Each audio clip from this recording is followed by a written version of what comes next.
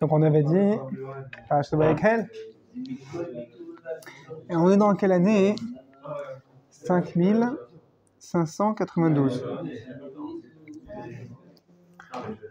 Alors Parashat Vayekel, c'est celle qui est connue pour être méconnue. C'est-à-dire quoi?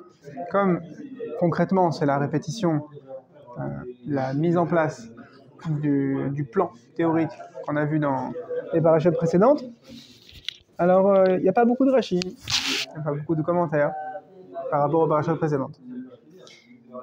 Ça va se faire ressentir dans la lettre de Rabbi Nathan. Ahuvi beni havivi michtavcha kibalti pa'amayim b'shalosh. Mon fils chéri, mon amour, j'ai reçu ta lettre plusieurs fois. J'ai pas eu l'occasion de trouver quelqu'un pour te répondre, parce que des fois, il n'y avait pas la poste. Il était en vacances, je sais pas. Peut-être que Rabbi Nathan n'avait pas les moyens de payer un timbre, ça peut arriver. Ata, maintenant, je n'ai pas du tout le temps de t'écrire. C'est Erev Shabbat Kodesh, Parashat Vayekel. Et j'ai des invités, Baruch Hashem. Ah, otsem tzakatcha dechakuni likach li moed upnayata. Mais tu as tellement otsem dachakuni. Pardon. Tu as tellement crié vers moi. Tu m'as fait sentir ta détresse, ton dochak. Alors j'ai pris le temps de te répondre. J'ai pris le temps. C'est une expression très importante. Hein. Rabbi Nathan, son mode de vie, ça nous apprend. Rabbi Nathan, il prend au sens propre au pied de la lettre la phrase de Pirkei Avot. Mishen lo sha'a, non, comment ça fonctionne? Adam she'en lo sha'a, en lecha Adam she'en lo sha'a. Pardon. En lecha Adam she'en lo sha'a. Ça veut dire quoi? Tu n'as pas d'homme qui n'a pas d'heure. Rabbi Nathan, il avait une horloge dans toutes les pièces de sa maison. Une montre, bon, ça coûtait assez cher. Une horloge, ok. Pour être conscient de l'heure. À part ça, c'est une mélitza, c'est une figure de style pour dire que tu dois faire ton heure niveau des autres, tu dois faire ta sha'a, mais si tu veux être Adam, tu dois savoir quelle heure il est. Pourquoi? Parce que comme ça, tu sauras prendre du temps.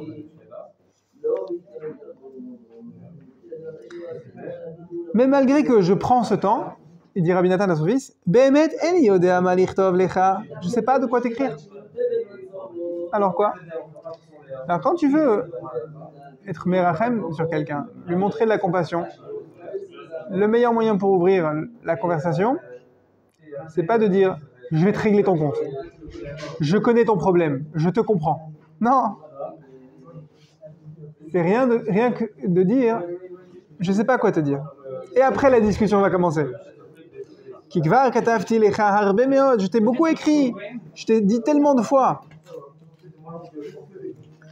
Alors qu'est-ce que je pourrais rajouter maintenant sur ce que je t'ai dit? Alors maintenant il dégaine, il envoie la sauce. Je t'ai dit de nombreuses fois,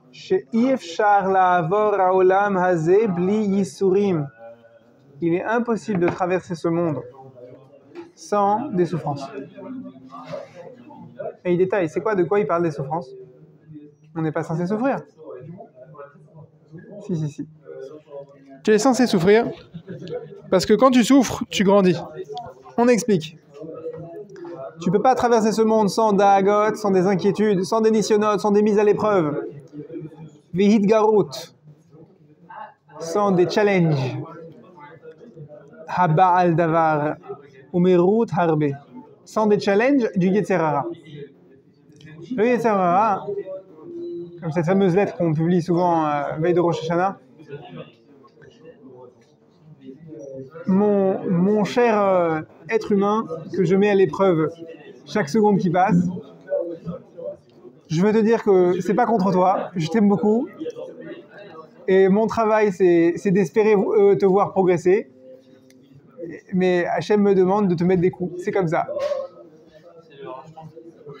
Le Yetzer Hara, il veut te voir progresser, alors il te met des challenges.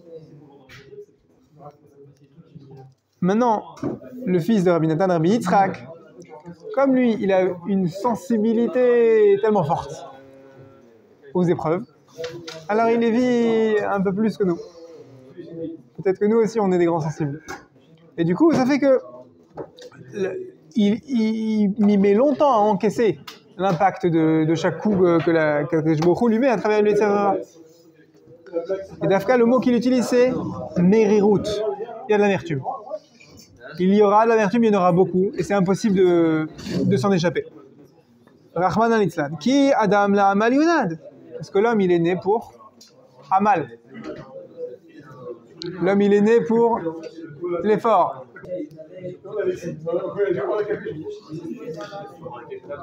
L'homme, il est né pour les Amal. C'est quoi le Amal de l'homme? C'est le labeur? Le turbin, travailler? Non, c'est les épreuves du Yetzirah, c'est grandir. Pour grandir, c'est quoi Adam? Parce que tu veux, on décortique le bazouk. Adam, les Amal Yulad. Il est né, nous, d'accord? Donc à l'instant où il est né, le Yetzirah, il rentre. Adam, c'est quoi? Adam est là, à Elion.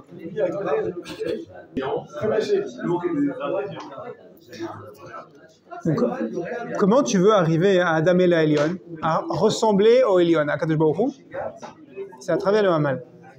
C'est-à-dire, si tu veux grandir, il va falloir traverser des épreuves. Deuxième conseil de Rabbi Nathan. Maintenant, cette mériroute, cette amertume, comment tu veux y survivre? Comment tu veux la traverser, la porter? Comment? Apparemment, Rabbi Nathan, il a déjà inondé son fils de ce genre de conseils, mais quand même, il répète. Tu veux survivre à Adam la Amal Yulad, il te faut les Achayot Atzmenu ki im al yedei à Torah Akdosha. Il te faut te ressusciter, il te faut te donner des forces grâce à la Torah. Maintenant, très bien. C'est bon, ça va, je le savais déjà, je crois. Non, ce que tu ne savais pas, c'est la posologie. Qui en shum tov ba'olam et la Torah. Il n'y a pas de bien dans le monde si ce n'est la Torah. Comme la fameuse chanson d'après les mots du Orachim Kadosh, qui a Torah kolelet kol hatovot sheba'olam. Qui a Torah kolelet kol hatovot sheba'olam. Maintenant, ça veut dire que si le bonhomme il se sent pas bien, il a besoin d'un carré de chocolat et qu'il va pas ouvrir sa Gemara, c'est qu'il y croit pas. Ok, alors non, il faut connaître sa propre posologie. Il y en a un, c'est un Télim, il y en a un, c'est une Gemara, il y en a un autre, c'est une Mishnah. Chacun, il a sa dose. Une fois, j'ai entendu que Rav Eli Yitzhak Bender, chez Zatzal, il faisait un Shalom Bayit. Ça veut dire, il reçoit monsieur, madame, qui n'arrivent pas à s'entendre, et il passe quelques heures, et au bout de, je ne sais plus combien d'heures c'était, au moins 4 heures, au moins 4 heures de discussion. Et pourquoi, et monsieur, vous avez dit ça? Et madame, qu'est-ce que ça vous a fait? 4 heures d'échange. Même c'était peut-être plus. Rav Bender, il dit, stop, mon cerveau est vide de Gdusha, là, et je ne sais pas si c'est possible. Il faut que j'aille prendre des forces. Mais demain, une Gemara. Je vais aller faire une demi-heure de Gemara, je reviens. Et on peut continuer. Bon, Rav Bender, tu lis sa biographie Ish Chasidecha, il a appris comment puiser. Chacun il doit apprendre comment puiser.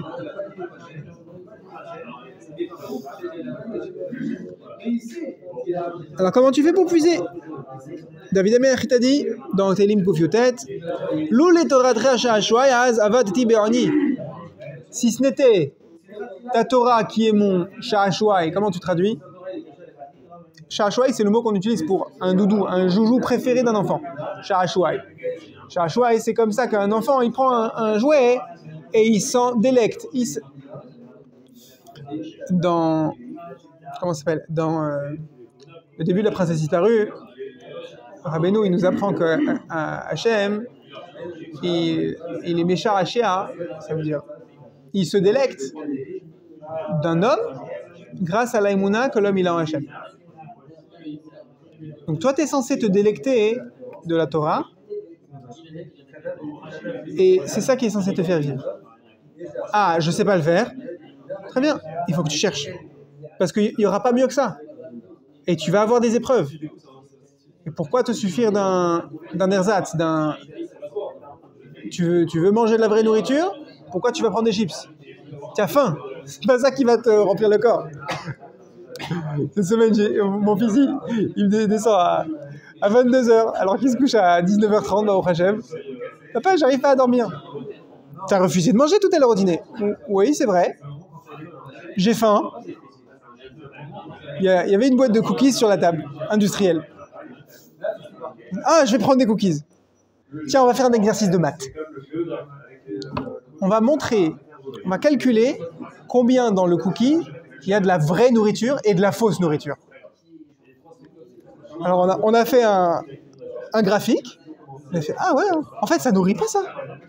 Mais Chavod, qu'est-ce qui nourrit autre chose son homme que la Torah? Quand tu as une épreuve, et tu vas en avoir, donc autant te nourrir en avance.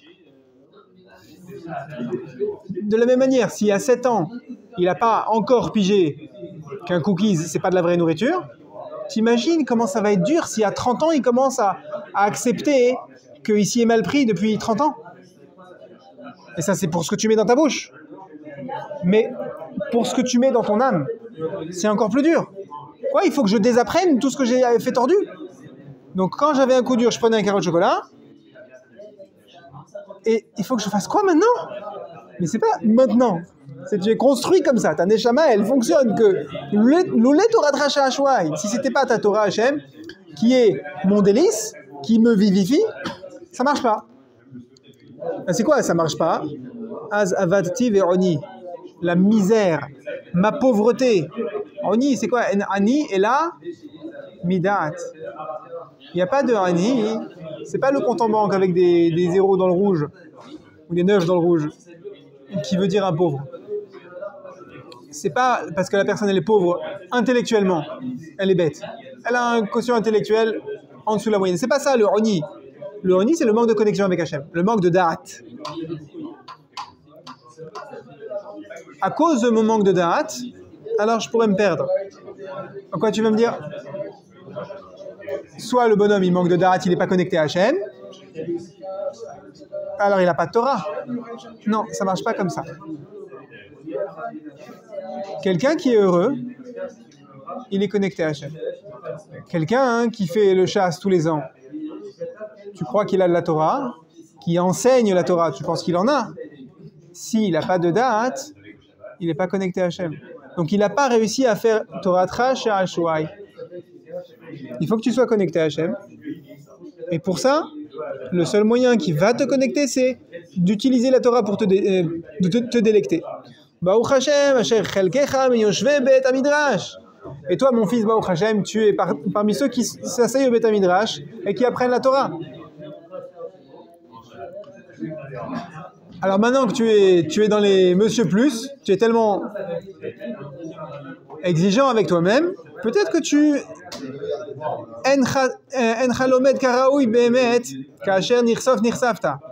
peut-être que tu n'étudies pas assez à ton goût. Et c'est pour ça que je te rappelle quelle est la posologie de ce l'oulet Torah Tracha Hashwai. Comment tu vas savoir que tu étudies assez? C'est pas ça la bonne question. Toi, tu voudrais plus étudier. C'est magnifique de pouvoir plus étudier. Mais,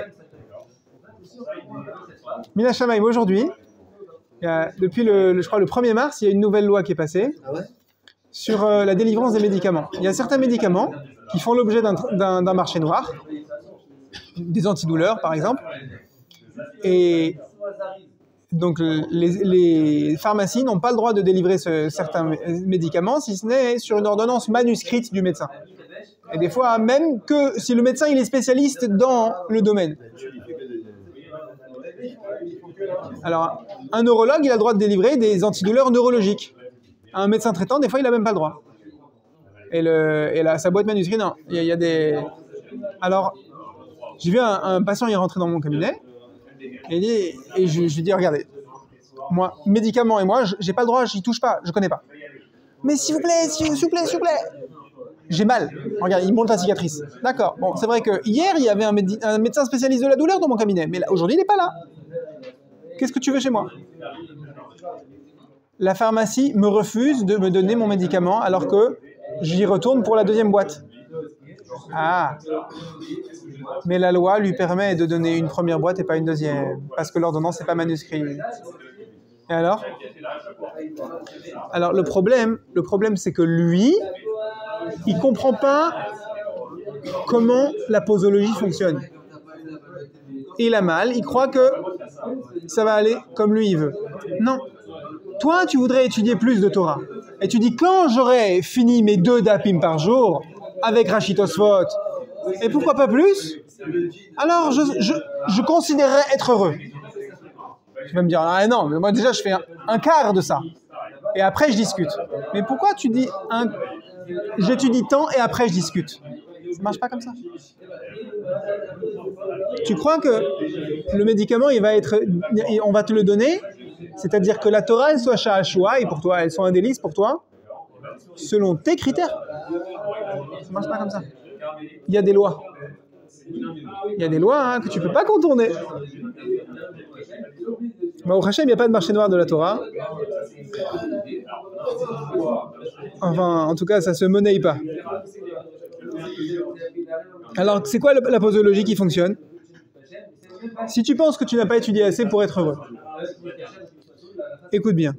L'Aïtata, maintenant, dans notre génération de paumés, comme Rabbi Nathan, ça veut dire que pour nous, aujourd'hui, c'est ni des pommes ni des poires, je ne sais pas ce qu'on peut dire, mais ça doit être un peu plus loin, 150 ans plus tard. Srichim le achayot et atzmo, chacun il doit se ressusciter. Bechol teva veteva, shelomdim beatorah akdosha. Tu as étudié une ligne du Mishnah Berurah. Une ligne de la colonne, pas en haut du Shulchan. Ça veut dire c'est une demi-ligne. Et il y a quelqu'un qui t'interrompt, et de fil en aiguille on t'appelle, il faut que tu sors du Beth Midrash, il faut... Ah. Et là, tu te poses, tu fais ton bilan, c'est l'heure. Hachem, j'ai bien étudié. Juste, je ne suis pas rassasié. Comment je vais traverser les épreuves qui m'attendent? Eh ben, j'ai lu une demi-ligne de Mishnah Berurah. C'est pas assez. Maintenant, tu retournes l'histoire. Quoi, une demi-ligne de Mishnah Berurah, c'est pas Kadosh? Si, c'est Kadosh. C'est de la Torah. Si c'est Kadosh, utilise-le.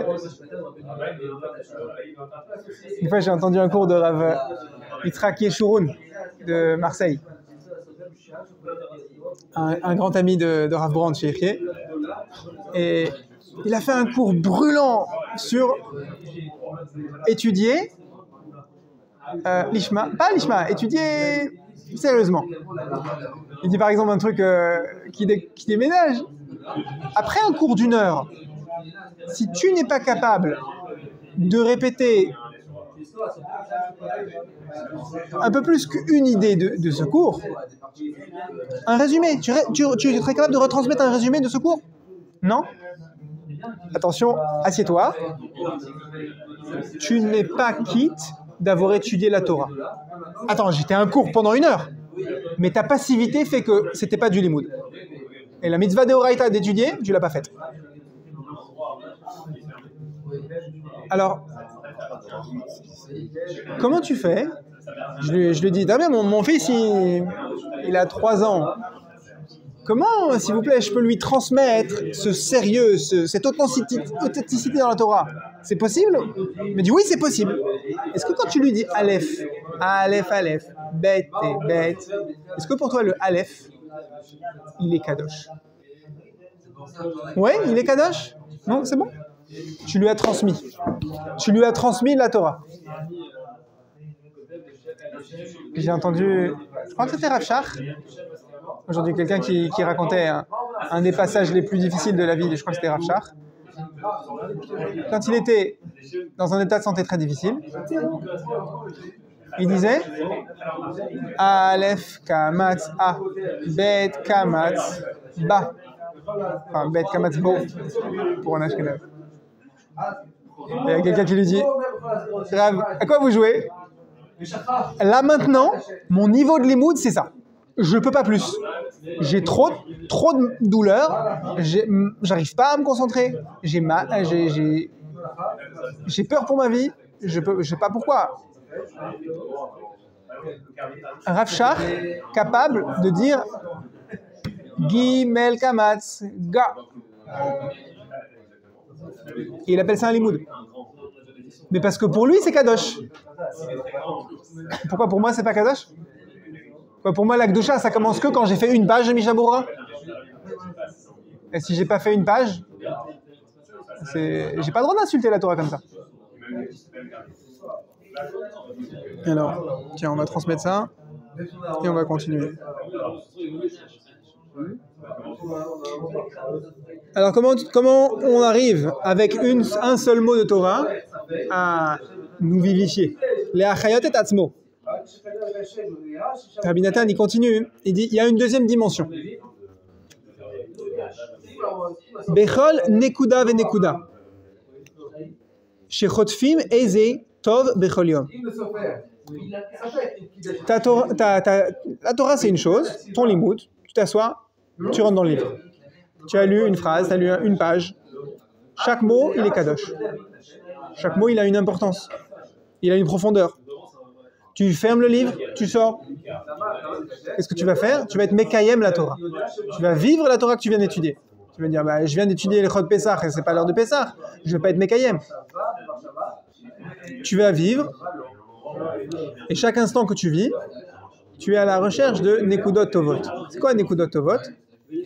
C'est comment ton comportement va être empreint de l'Akdusha que tu viens d'étudier. Ça n'est pas forcément connecté les halachot que tu as faites. Mais le fait que ton comportement il reflète l'Akdusha, ça s'appelle Nekuda Tova. T'es venu à l'heure? Nekuda Tova. La ponctualité, mais c'était pour un rendez-vous médical. C'est pas Kadosh. Si, la ponctualité, c'est Kadosh. Ah, j'étais en retard. D'accord, mais tu as fait ce que tu pouvais pour être à l'heure. Oui. C'est Kadosh. C'est une Nekuda Tova. C'est un point de ta vie qui mérite de l'attention. Tu dois prendre cette Nekuda Tova et qu'est-ce que tu dois en faire? Liot modé al-havar besimcha rabba bechol yom. Merci Hachem que je possède cette Nekuda Tova. T'as pas le droit de dire c'est acquis. Non, il y avait un moment de ta vie, cette Nekuda Tova, tu dirais même pas dans les rêves. Je peux pas moi être à l'heure. J'essaye même pas d'être à l'heure. Alors qu'aujourd'hui tu es un bonhomme ponctuel. Quand on s'est marié, mon épouse, elle désespérait d'avoir un mari propre sur lui. Bon, Hachem, avant 10 ans de mariage, elle a réussi. Et ça a pris quelques années.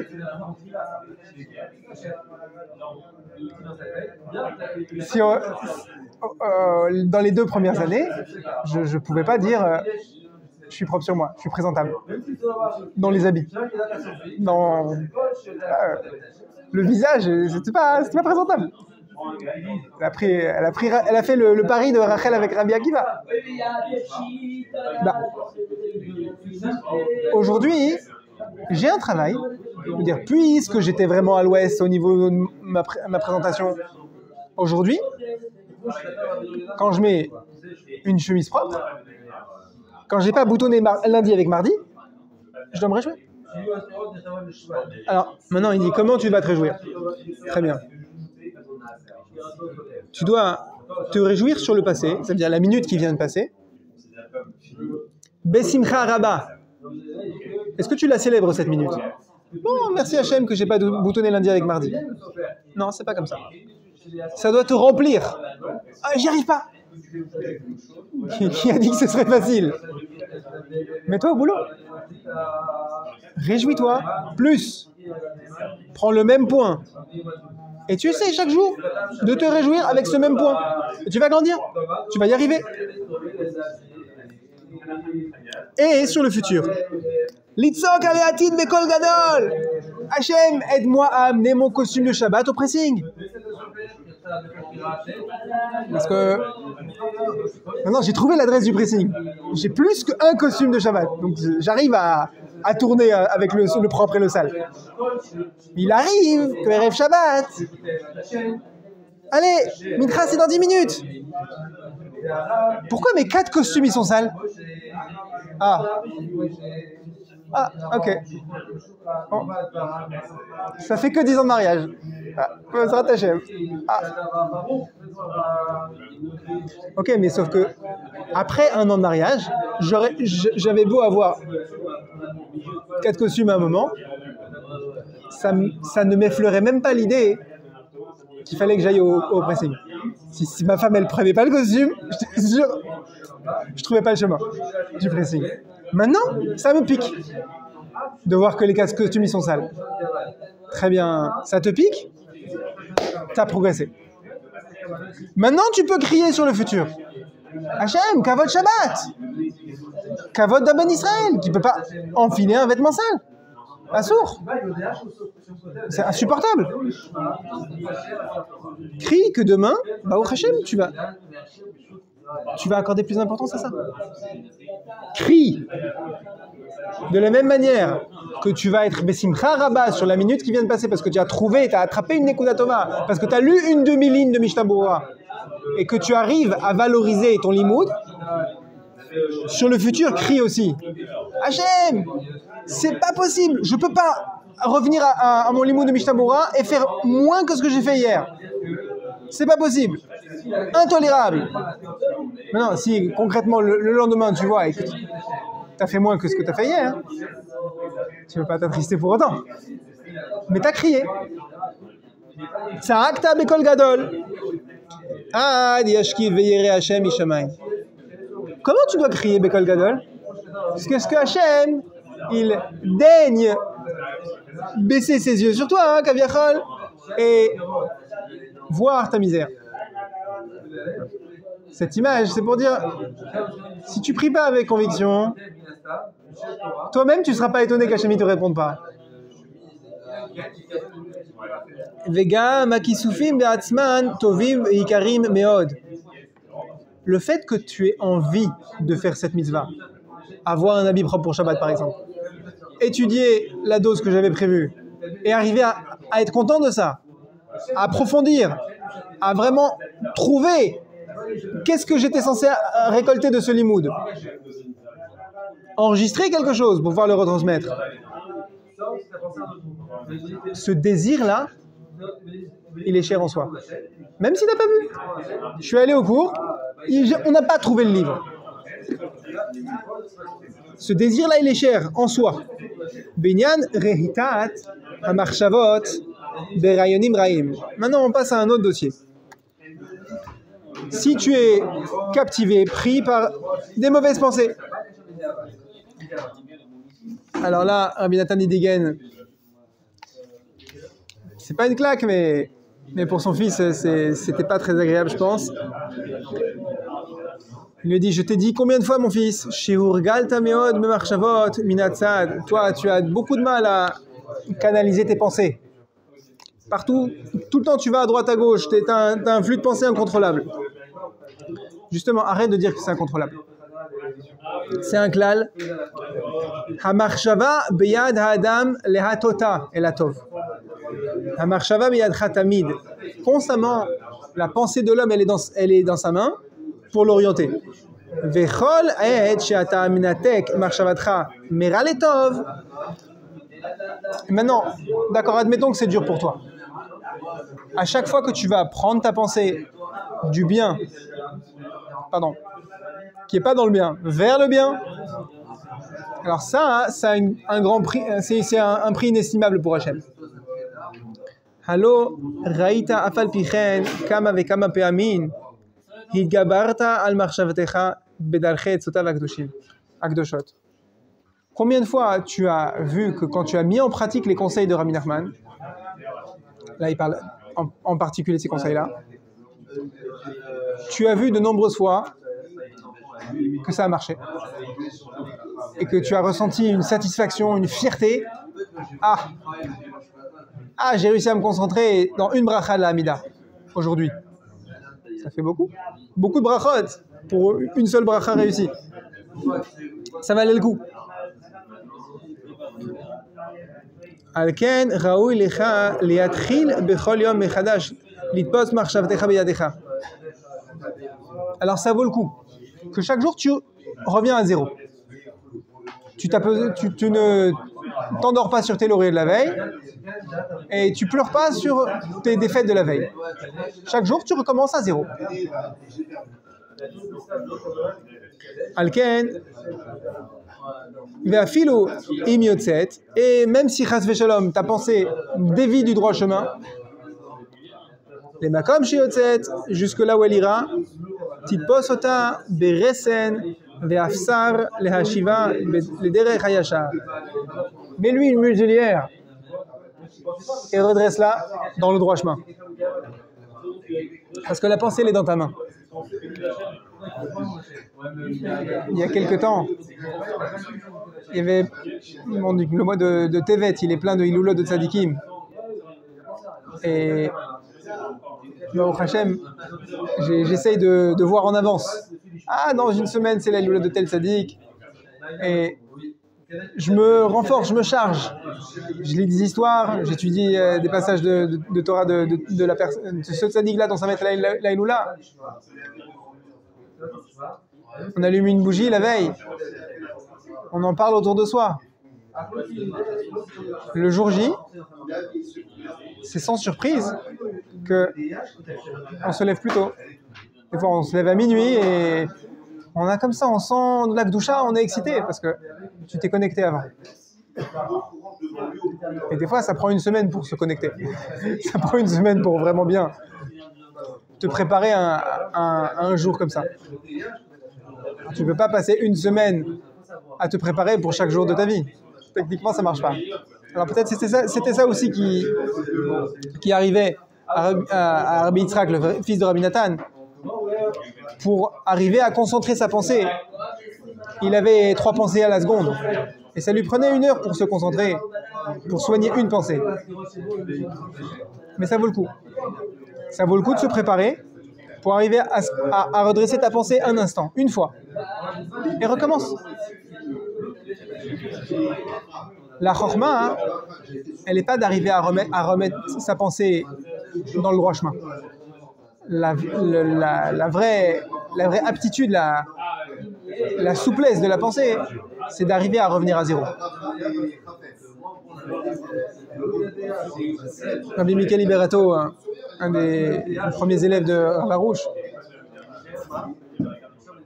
quand j'ai passé quelques semaines à étudier dans son Beth Midrash, il m'a dit, comme on dit, d'ivré preda, quand je devais aller vaquer à mes occupations pour une année d'études de Chol, il m'a dit, Mordechai, sois pachout. Ta vie va être beaucoup plus facile si tu deviens pachout. Et c'est la clé pour comprendre ce prochain passage de la lettre de Rabbi Nathan.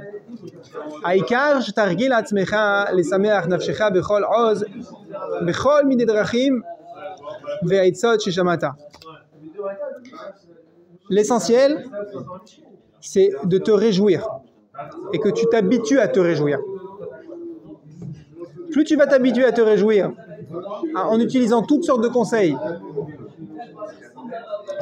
les conseils que tu as entendus chez Rabbi Nathan, et en particulier il dit avec des pitreries, avec des blagues, avec des bêtises. Il y a un exemple d'un contemporain qui dit ça. Hier à Sarcelles, Baruch Hashem, on avait le passage de Raphaël Pinto de la rue Crimée.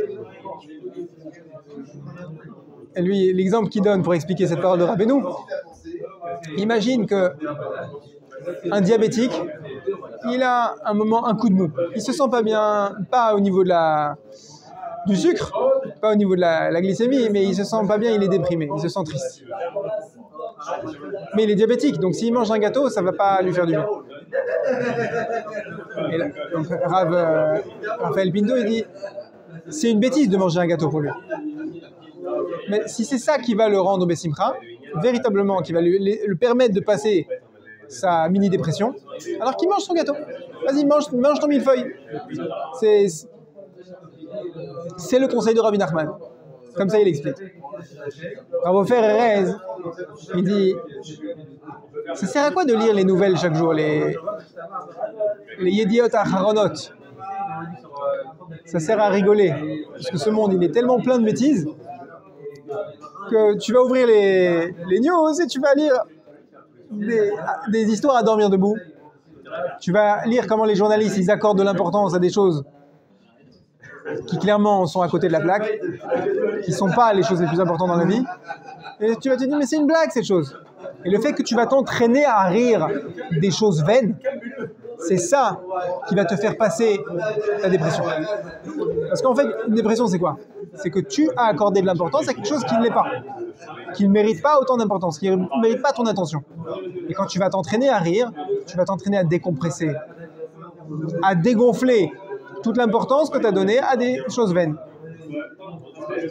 Et deuxième conseil, il dit ובטח בשם ובכוחו הגדול והנשגב שאיך שיהיה, אחריתך יהיה טוב, בוודאי בלי ספק.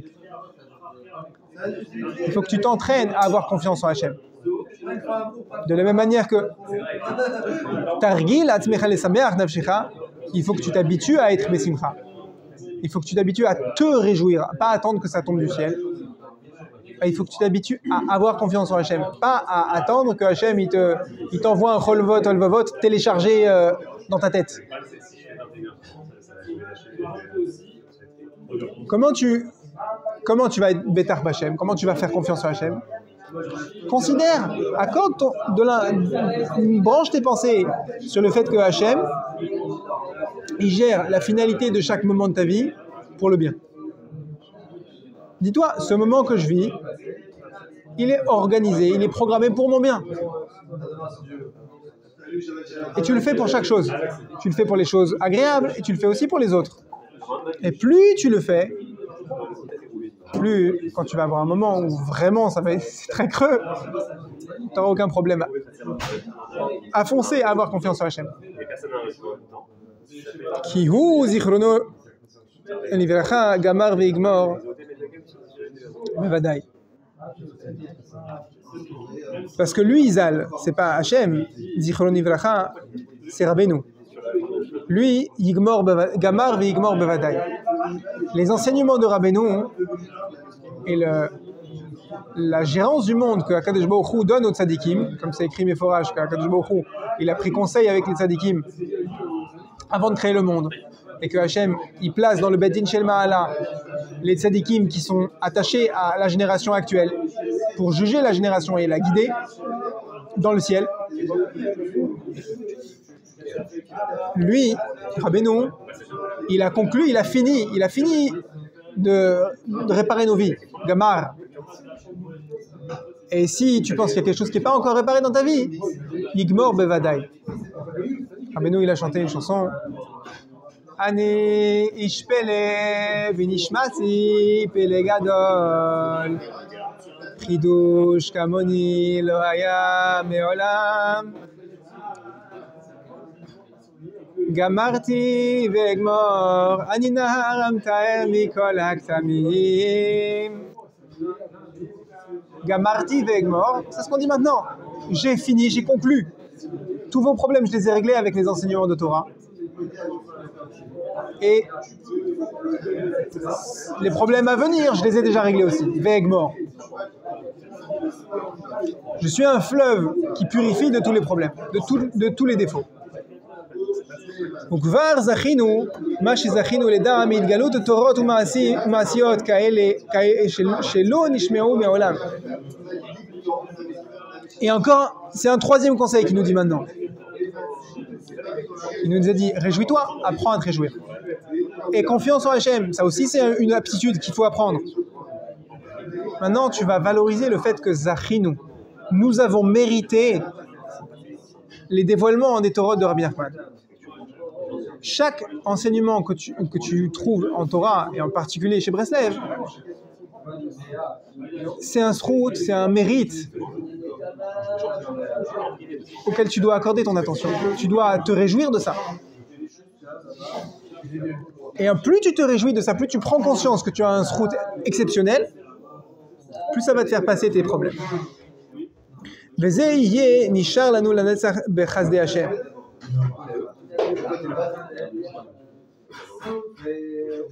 Les enseignements de Torah, hein, c'est pas que des roues de secours pour traverser ce monde. Ça va te préparer un Olam Haba, hein, dont tu n'as pas idée. Et ça mérite que tu prennes ton mal en patience. Le fait que tu vas avoir un Olam Haba exceptionnel grâce à chaque enseignement de Torah, et en particulier les enseignements du Likutei Moharan, ça te prépare au Olam Haba, il n'y a pas de mots. Sur ça, tu devrais déjà te réjouir.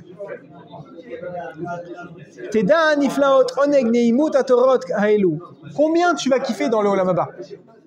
Je crois que c'est Rav Chaim Shmulevitch. Il a dit sur lui-même, moi je suis un Ish Pashut, un homme simple. Quand on va m'amener après 120 ans, on va me dire, bon, c'est sûr qu'il y a un Olam Haba pour toi. Mais bon, on ne peut pas t'y emmener comme ça. Il y a trop de choses à faire au Gehinom. Alors, pendant qu'ils vont ils vont réfléchir, et ça va peut-être durer longtemps, je vais leur dire, écoutez, je vous propose un compromis. Vous me donnez une Gemara Nedarim et un verre de thé, et puis vous me laissez là, ça ira très bien.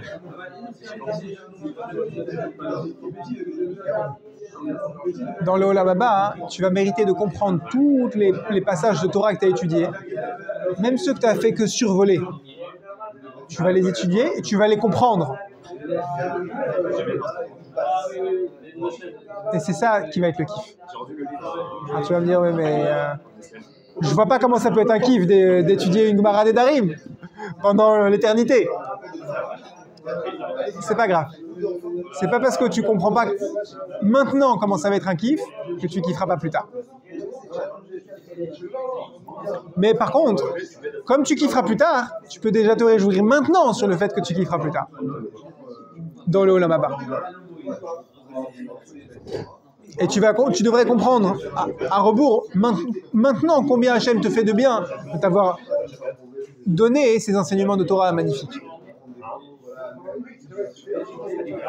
Chazak ve'ematz ve'sameach nafshecha me'od, renforce-toi et réjouis ton âme qui a kol itaper letova be'aezer Hashem itbarach, parce que tout va se transformer pour le bien, puisqu'on est forcément dans cette parasha de Vayekel à quelques jours de Purim, bena'afochu, le retournement de situation, comme ici à toute bonne blague, c'est le propre, c'est le Inyan de Yoma. Et pour ça, qu'est-ce qu'il faut? Il faut se réjouir. Il faut être Betar Bachem. Mordechai, qu'est-ce qu'il a fait? Betar Bachem. Mechamat, Kvod, Shabbat, Kodesh, Yefshal et Arich Yoter. Et maintenant, Shabbat arrive, dit Rabbi Nathan, je dois conclure ma lettre. Et on va passer à la prochaine lettre de Rabbi Nathan sur Parashat Vayekel, la lettre Resh Lamed Vav 236, qui a été écrite un mercredi de Parashat Vayekel 5597 dans la ville de Tchérin. Il y avait une grande communauté Breslev dans la ville de Tchérin. Il y a notamment le Tchériner Rav, il a été nommé Rav de Tchérin, qui a écrit plusieurs livres en commentaire sur l'Likutei Moharan. Il a retravaillé les livres de Rabbi Nathan aussi. Mais là, on est du vivant de Rabbi Nathan, donc la communauté Breslev, elle était encore naissante. Hayam kodem atfila, kibalti mirtavcha. J'ai reçu ta lettre et ça m'a fait un grand plaisir. Encore, il écrit à son fils Yitzhak. Ve'apast nechutza meod po. Et le facteur n'avait pas le temps que je lui donne la lettre en réponse. Alors je te fais une réponse courte. Elle fait qu'une page. Teila lael bati li shalom po. Baruch Hashem, je suis arrivé en paix ici mardi, la veille, pardon, donc lundi soir, Uviom et mardi, Ayom Brit Mila etzel Beno shel Rabbi Hirsch Rabbi Ephraim. Il y avait une Brit Mila ici à Tchérin. וקיימתי מצוות חיתוך אשר זה כמה לא זכיתי לזה כידוע לך. Et il a fait la mitzvah de couper la orla, le prépuce. Donc on dirait que c'est pas Rabbi Nathan le Moël, mais le Moël lui a laissé le mérite de faire la dernière découpe. Et Baruch Hashem, Teila Lael Haïti al Shabbat et Avar Bemedvedevka. Le Shabbat précédent, il était dans une autre ville, aussi une ville qui était importante dans la communauté Breslev, où Rabbeinu a passé quelques temps. Baruch Hashem, Akol Anachon Miet Hashem, tout s'est bien passé grâce à Dieu. Ach Kol Asher Naase Imanu Bichlal Ubifrat Akol Bifrinat Vayar et Amakom Merachok. Mais tout ce qui nous arrive dans notre vie, c'est comme le pasouk de la Kedat Yitzhak, il a vu Hamakom Merachok. Ravi Chaim Ben Shitrit, il parle souvent de ce pasouk-là. Il dit Avraham Avinu, quand il est parti pour 3 jours de marche vers l'endroit où il devait ligoter, il croyait qu'il devait sacrifier son fils.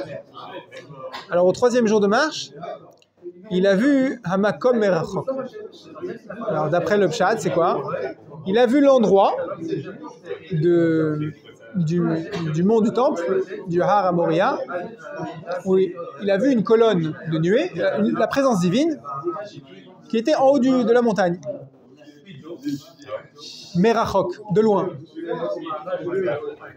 Et le drash sur ce pasuk-là, c'est que Hamakom, c'est le nom d'Hachem. Comme on dit, Hamakom Yenachemchem, que Hachem vous console. Hachem, c'est Mekomo Shel Olam. Ça veut dire quoi, hein? Ça veut dire qu'il a vu Hachem s'éloigner. Ça veut dire que Avraham Avinu, il ressent la présence d'Hachem proche de lui constamment. Et quand Hachem s'éloigne de lui, qu'est-ce que ça veut dire? C'est un moment de Nisayon. À ce moment-là, on dit que quand il a quitté ces deux Shamashim, Eliezer et Ishmaël, alors il a continué avec Yitzhak et le Yetzer Hara s'est transformé en fleuve et Avraham Avinu, il a dû traverser le fleuve. Ce fleuve à traverser, c'est l'exemple même d'une épreuve que tu dois traverser. Et il savait qu'il y avait une épreuve qui arrivait. Il savait que le Yetzer Hara allait lui mettre des bâtons dans les roues. Pourquoi? Parce qu'il a senti que Hachem s'éloigne de lui. Rabbi Nathan, il dit, même quand tout va bien, il faut que tu saches que Hachem il guide notre vie selon ce principe. Vayar et amakom merachok. Que tu vas voir Hachem s'éloigne de toi. Et c'est quoi? C'est pas bien si Hachem il s'éloigne de moi. Si c'est Hachem qui te dit maintenant, tu vas marcher tout seul, mon fils. Comme un enfant qui apprend à faire du vélo sans les petits trous. Alors son père, il lui tient la selle derrière, il pousse le vélo, il n'y a pas les petits trous. Et puis là, le père, il lâche le vélo. Et qu'est-ce qu'il fait? Comment ça marche? Il dit, mon fils, je vais lâcher le vélo. J'ai lâché le vélo. Ah bon, mais j'ai l'impression que tout va bien. Oui, c'est parce qu'avec l'inertie, t'as pas besoin encore de gérer ton équilibre. Ça va durer 20 mètres. Mais tu sais qu'il a lâché le vélo. Alors c'est pareil. Quand tout va bien, Rabbi Nathan, il dit à son fils, c'est juste que Hachem t'a donné encore un petit peu de vent dans le dos, mais bébé, il te tient plus. Il te protège plus contre le Yetzer Hara. Le Yetzer Hara peut ne faire qu'une bouchée de toi. Maintenant, tu peux crier vers Hachem. Et on va voir comment tu t'en sors.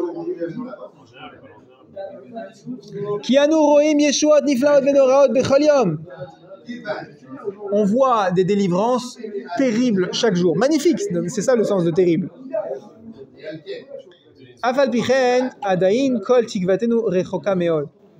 Malgré tout, l'essentiel de notre espoir, il est encore loin.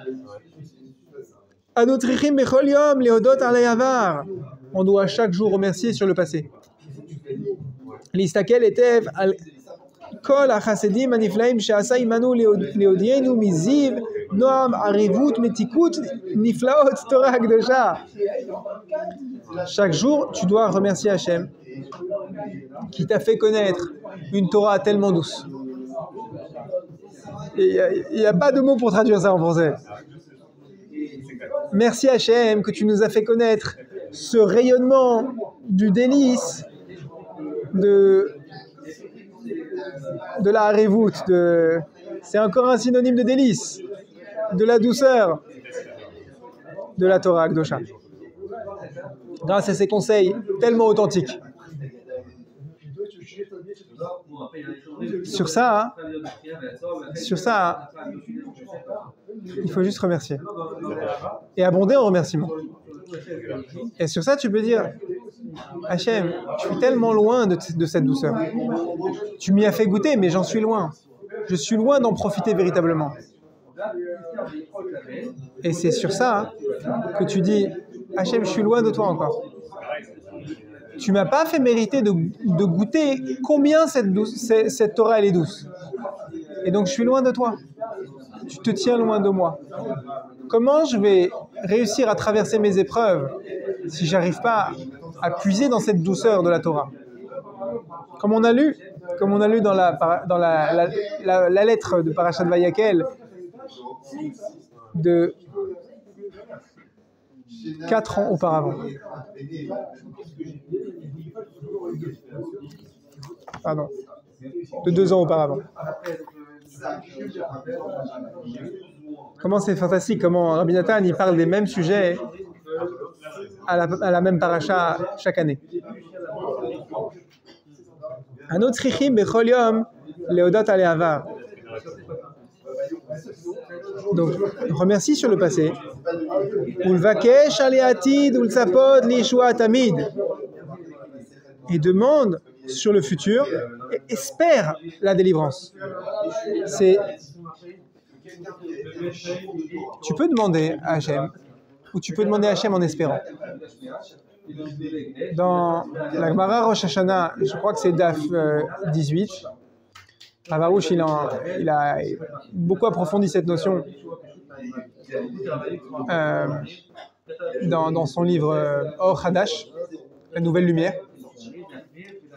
Il dit, Rabbi Meir enseigne qu'il y a 2 personnes qui sont montées à l'échafaud, la mise à mort. Ils ont eu un tribunal non juif, tribunal romain probablement. Ils ont été jugés. Les 2 ont été condamnés à mort. Et les 2 ont prié d'être sauvés. In extremis, pourquoi pas, être disculpés. Les 2 ont prié. Les 2 sont montés la corde au cou. Je ne sais pas quelle mise à mort ils avaient. Il y en a un qui a été sauvé in extremis et l'autre qui n'a pas été sauvé. Encore 2 autres personnes qu'on compare. 2 sont tombés mortellement malades, agonisants. Les 2 ont prié. L'un a été sauvé et l'autre n'a pas été sauvé.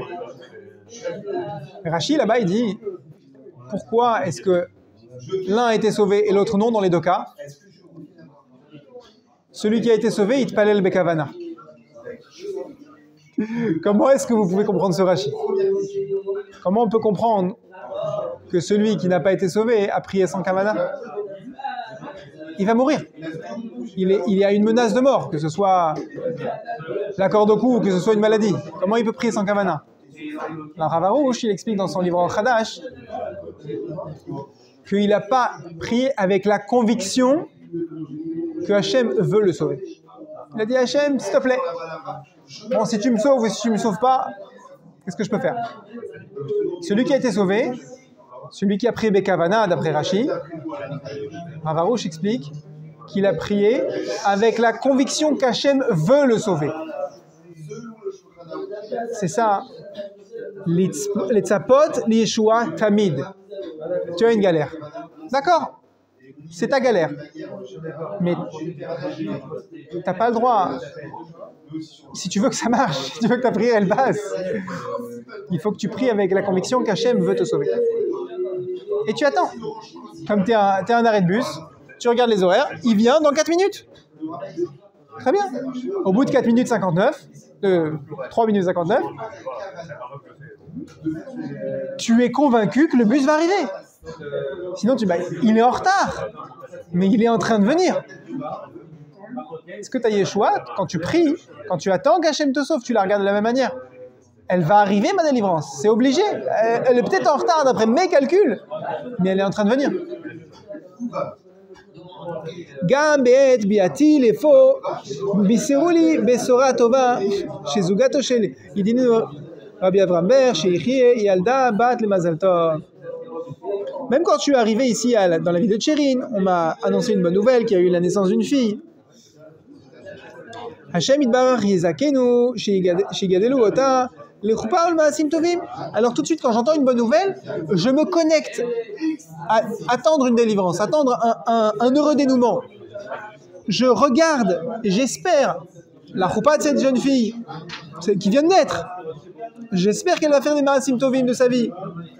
Les horaires yamim qu'elle vivra longtemps. Les shanim tovot, des bonnes années, pas dans des galères. Ve'akol b'frinat merachok hanal. Et tout ça, c'est dans cette dimension de Vayarash et amakom merachok. Si tu dois te dire, j'ai pas encore goûté toute la bonté qu'Hachem veut me donner. Et je l'attends. J'attends, même pas je regarde le bus. Je sais qu'il arrive le bus. Je sais que des choses encore meilleures que cela arrivent. Jamais je suis rassasié. C'est presque une halakha qu'on enseigne. Léa Imenou, quand elle a enfanté, elle a vu qu'elle a enfanté 5 garçons. Elle a fait un calcul simple. Il savait, les Imaot savaient que Yaakov Avinu devait enfanter 12 Shvatim. Et d'après le sens simple que Ephraim et Ménaché, ils devaient venir par Yosef. Et elle a dit, c'est simple, si j'enfante plus que 6, alors il va rester 3 et 3 pour les autres Imaot. Et comme il y a déjà les servantes Bila et Zilpa qui ont enfanté 2 chacune, si j'enfante moi encore un garçon, il restera plus qu'un garçon enfanté pour ma sœur Rachel. Alors elle va être humiliée parce qu'elle aura enfanté moins que les servantes. Donc moi je dois m'arranger pour n'enfanter pas plus que le 6e garçon. Qu'est-ce qu'elle a dit? Apam Odé et Hachem. Et les commentaires disent, elle a remercié sans demander plus d'enfanter un garçon de plus. Alors, là-bas, c'est une louange pour elle. Parce que si elle avait demandé un garçon de plus, apparemment, Hachem l'aurait exaucé. Et ça aurait bloqué le mazal pour que Rachel enfante ensuite Binyamin. Mais c'est une règle pour nous. Quand je reçois quelque chose de bien, je remercie et je dois ensuite redemander tout de suite. Je dois aller de sa pote, je dois bétar, je dois attendre impatiemment quelque chose d'encore mieux, encore une délivrance plus éclatante. Placer ma confiance dans Hachem, demander, supplier Hachem d'avoir encore mieux, d'avoir encore une bénédiction. Parce que si je me contente de ce que j'ai, je dis merci Hachem, c'est très bien, alors je ferme le robinet. Il n'y aura pas d'autre. Il n'y aura pas mieux, il n'y aura pas encore une délivrance. Parce qu'Hachem dit, tu me remercies sur le passé et demande sur le futur. Si tu fermes le robinet, il n'y aura pas.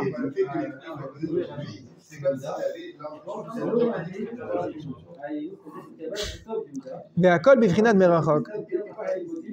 זכרו היטב מה שנדבר בזה, ושימו לבבכם להבין דבר מתוך דבר, להתחזק על ידי זה בכל יום, לבל נשען את ימינו. Si on n'applique pas notre intelligence à comprendre ce qu'il y a entre les lignes ici dans, dans ces enseignements de Rabbi Nathan, alors on peut passer toutes nos années à dormir. Chas v'shalom, on a besoin de prendre les conseils qu'on lit ici dans les livres de Rabbi Nachman et de son élève Rabbi Nathan et les approfondir, les prendre à cœur et essayer de les appliquer au quotidien. C'est pas des ségoulottes. Une ségoula, tu l'appliques superficiellement et elle marche. La ségoula des 18 pièces et à la tzedaka et de demander la Kadi Meir Aneni, il faut le dire 2 ou 3 fois et tu vas retrouver ton objet perdu. Bon, ok, c'est bien. Mais là, le but des enseignements de Rabbi Nachman, c'est pas que tu retrouves un objet perdu, c'est que tu retrouves ta neshama que tu as perdu, que tu te connectes. Et quand tu fais ça, c'est simple, après 120 ans, tu es un autre bonhomme. Alors tu vas me dire, oui, mais après 120 ans? Non, bien plus tôt que 120 ans. Mais l'inverse c'est vrai aussi. Si tu attends 120 ans pour savoir si tu es devenu un autre homme, alors tu n'auras rien gagné. Tu ne seras rien devenu du tout, et tu peux revenir 1000 fois en Gilgoul, tu ne seras pas devenu un autre homme. Si on applique les conseils de la Torah superficiellement, on ne devient pas un autre homme. Il faut se les approprier, les avin davar mitor davar, lire entre les lignes, les itrazek, et te renforcer grâce à ces conseils. Il faut que tu fasses des pompes, de la musculation avec les conseils de la Torah. Et supplie Hachem que tu ne t'endormes pas, que tu gâches pas tes années dans un sommeil spirituel. Grâce à ces conseils. Kine loyano veloishan, shomer Israël. Parce que quand Hachem te donne ses conseils, il veille sur toi. Ne te fais pas de soucis. Arrête de croire que Hachem t'a abandonné. Tu dois démentir ça. Tu dois parler à ton Yetzirah et te dire, toi tu veux me faire croire que Hachem m'a abandonné. Comme le Zohar HaKadosh, il dit sur ce pasouk-là à propos de Mordechai à Purim.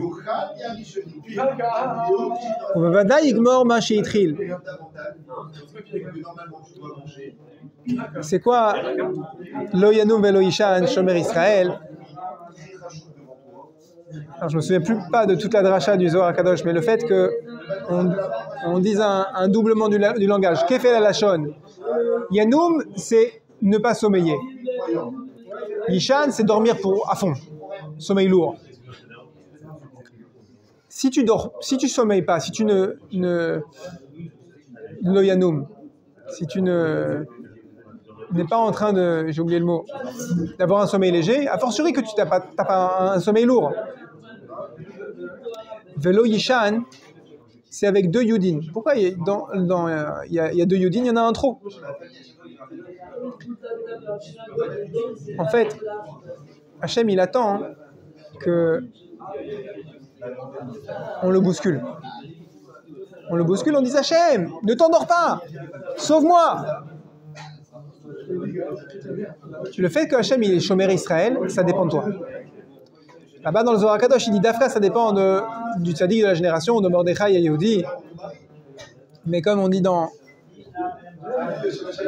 la Torah bête du Likutei Moharan, chaque juif, il possède en lui cette dimension du tzaddik de la génération.